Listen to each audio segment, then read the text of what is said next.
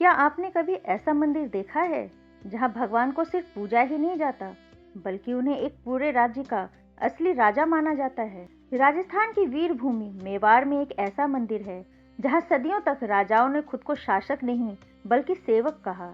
आज हम बात करने वाले हैं उस रहस्यमय धाम की जहां शिव सिर्फ देवता नहीं बल्कि मेवाड़ के महाराजा है।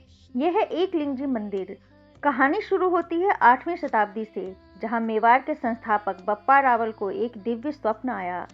कहते हैं कि भगवान शिव स्वयं उनके स्वप्न में प्रकट हुए और उन्हें आदेश दिया कि इस पवित्र स्थान पर उनका मंदिर बनवाया जाए। कुछ कथाओं के अनुसार बप्पा रावल ने यहाँ तपस्या भी की थी और शिव जी से आशीर्वाद प्राप्त किया था कि मेवाड़ की रक्षा स्वयं महादेव करेंगे। क्या यह सिर्फ आस्था है या सच में कोई दिव्य शक्ति इस भूमि की रक्षा कर रही है? इस मंदिर की सबसे बड़ी खासियत है यहाँ स्थापित शिवलिंग। यह कोई साधारण शिवलिंग नहीं है, यह 4 मुखों वाला शिवलिंग है जो 4 दिशाओं की ओर देखता है। पूर्व दिशा सूर्य का प्रतीक, पश्चिम ब्रह्मा का, उत्तर विष्णु और दक्षिण रुद्र का प्रतीक माना जाता है। यह प्रतीक है सृष्टि, पालन और संहार का।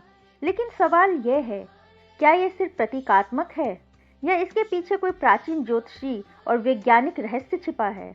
कुछ इतिहासकार मानते हैं कि 4 मुखी स्वरूप का संबंध ब्रह्मांडीय ऊर्जा से है और मंदिर की संरचना ऐसी बनाई गई है कि सूर्योदय की किरणें विशेष दिनों पर सीधे गर्भगृह तक पहुंचती है।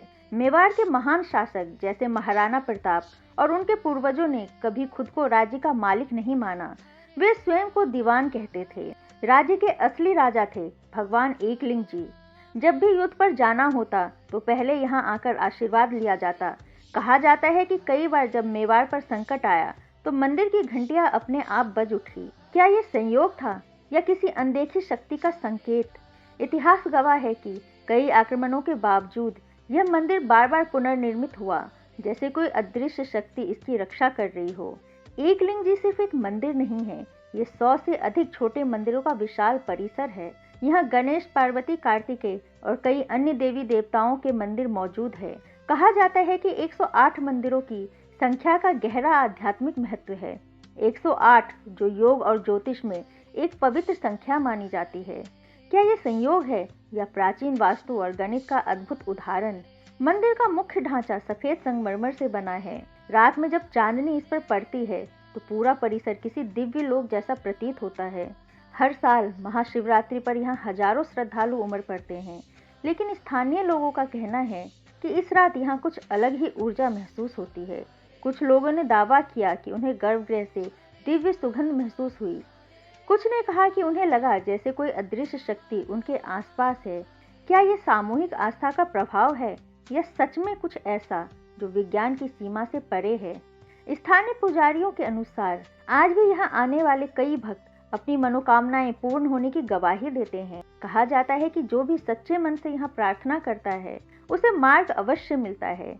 लेकिन रहस्य आज भी कायम है।